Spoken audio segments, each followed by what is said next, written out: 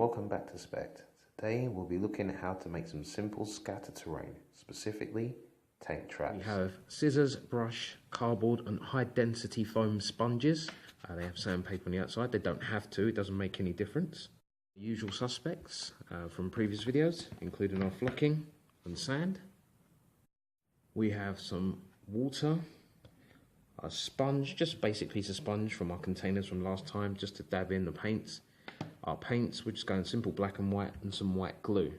The alternative way we can do this is by using the wall grouting, but it takes 24 hours to dry, so I won't be using that in this demonstration. And also we want some super glue, and this one's the best one that I found so far. Okay, so let's make a start. Now how I normally make my tank traps is by first of all cutting the sponge in half, just down the middle. You're looking about 3 centimeters deep, and this does take quite a bit of work and probably will wreck out your scissors.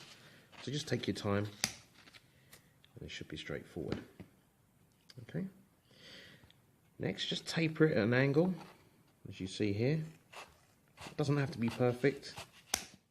Start this end or the other end, makes no difference. And you're cutting almost like little triangles, but without it coming to a point. There you go. So you've got those right there. All right. Now I'm going to grab some cardboard. I want to cut out some bases for them. It's up to you if you want to cut out a base or not. I normally do, just to give it something to stick to and keep them balanced. But then also it helps with, you know, adding a little bit of unique terrain. So let me cut the rest of these down and I'll get back to you. Okay, now that we've got those cut out, we're just going to glue these down. I'm going to use some super glue here. Other glues take a long period of time to stick down.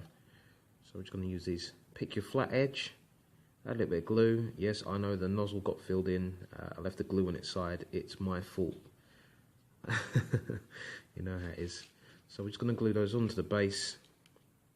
There you go. It's fairly easy and straightforward. Alright, I'll finish this up. Leave it to dry for a little bit. Give them a little bit of texture and detail. You can pick at them to have like little craters in them, what have you. Like battle damage, you can pick through the side. It's 100% up to you. However you choose to do it is fine, and there's no doing this wrong. Okay, so next the fun part. This is where I just literally cover the whole thing in glue. I'm gonna get my brush and just push that around. Don't worry about the mat, that's okay. Right, okay, so we're just pushing this around. Yeah, try and get it all over the top of the areas. I chose this one in particular because it already was pre-sanded. Well, it's grit texture and it's used for sanding.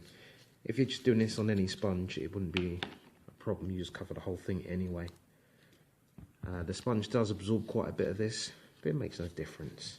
We've got this covered. Well, actually, we're covering it now. So now that we've done that, we're just going to break out our sand and we're just going to coat the whole thing. Now you can do these without bases, it's 100% up to you, but I just like to coat the whole thing. Keep some paper underneath there, a little tip, just so you can collect the sand once it's all done. What you don't want to do is tap this off before it's had time to kind of permeate the sand and get through to molecules on the other side, and I'm talking about the glue. I'm just going to leave it like that, maybe for about an hour, then come back to it once that's... Now they're dry. I'm just going to get some black paint and a sponge, just dab that on to the items.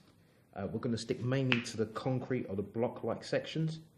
The best thing about this is you can always add any more details you want before you do this. So if you want to add like a little bit of granny grating on there, it's fine, or a couple of straws. As long as you cover them, it should be fine. Okay, so I'll continue to do this and I'll get back. Okay, so using a sponge helps to push the paint into the material, but maybe you want to wear some gloves. But the sand is really good to basically have on there in advance, so we have some texture. A lot of people want to add the sand afterwards, that's the way that they do it, but I find if you add the sand after, you don't really have anything to paint onto. So I'll let that dry for a moment, and then we're going to mix up a light grey, and again we're going to sponge that on. Okay, so we've got some grey here on the sponge. I'm just going to dab that on. It doesn't have to go in everywhere. As you can see already, it just picks up some of the details. I'm going to come back in afterwards and just edge highlight this. But for now, we just want to give it a bit of colour. Right, when it comes to these kind of tank traps, I don't worry about the paint getting onto the bases too much, because when you're adding your spices, that will cover up the base when you're building up the ground. So when you're making your like grass or whatever terrain, even if you made like little rubble pieces, you can put them on there and that will cover that up nicely. In some cases, I don't use the bases and I just have these, and I could use them as objective markers. So already you can start seeing they're starting to grab that detail. Have a little bit of work on there with the colour. I know it's a little bit extreme. You could always wash that down if you want to. There's no problem. Okay, next we're going to focus on the bases. So what I'm going to do is glue the air around the outside here. Just get back our glue and pick one or two areas on the piece of concrete here. We say it's a piece of concrete pillar or tank trap. Just a little bit where you want it. Push that around with a brush. There you go. And then we're going to start adding our season mix, or whichever ones you want to use.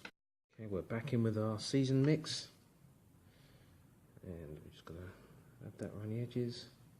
Doesn't have to be too much. I like to add a little bit on top. Same with this one. And once we're done adding this, we're going to move into the other ones, like our parsleys and the mixed herbs. Just dropping in the mixed herbs here. Some goes on top, it doesn't matter too much. Who knows how long this tank trap has been there. But we are going to use a combination of two, the mix that you would have made from the previous video. There we go. Just gives that like a nice little balance there. Just imagine this is where the wind's kind of blown it up against the sides. As I said, there's no going wrong here. Take our other mix, sprinkle just a little bit of that on. It's that easy. I'm going to come in with our G-double flock. So I say Games Workshop flocking. And this will just help to blend the two together. And put a little bit on the item itself so it looks like it's just mossing over. Okay. So you can just see there. Now these edges, if you're using just a single sheet cardboard, you could just fill that in with your filler, or you could use hot glue. I don't mind. You know, I normally use like cardboard box material from like cereal boxes even. Getting that all the wrong way round, losing focus, multitasking. So either way, it doesn't matter too much. Right there you can start to see it's really taking shape. Now you can come in and edge highlight these, or you can leave them as they stand. It depends on what you're doing with them. So just before I get to the graffiti, I wasn't too happy with the edges, so I just wanted them to stand out a little bit. Just take a little bit of white paint and just slightly brush it on the edges there. Yeah, if it's still wet, you can just work that into the material, give you a wet blend, but try and keep it just to the edges. You know, if you do make a mess, you could just say a bird made a mess on it. Okay? So if we just bring that back in there, you can see. Now this one, I'm going to let this white paint dry. I've just literally put white paint on there. Once that's dry, I'll just take a Sharpie or like permanent marker and just put some graffiti on there. You can paint it on there if you want to.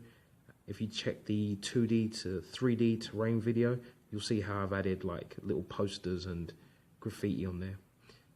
Okay, I will leave it as that for now.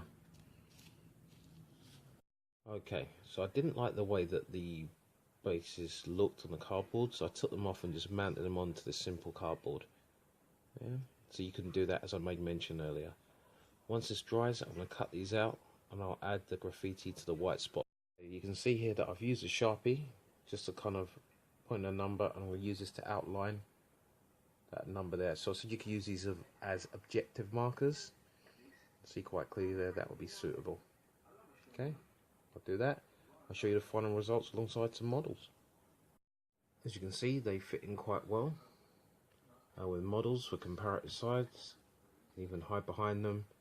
Larger models in comparison, you can see there. Let's bring that back in the shot. Actually stand up pretty well also. So that's how I create my tank traps. Doesn't take that long. I suggest doing a bundle of them all at once, and even if you do have bits that break off, you can create just small scatter terrain.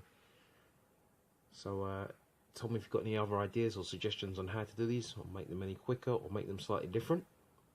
I appreciate your time as always. Remember to like, comment, share and subscribe as always. I'll show you some of my other artwork. You can find me on other social media. This has been Spect. PC.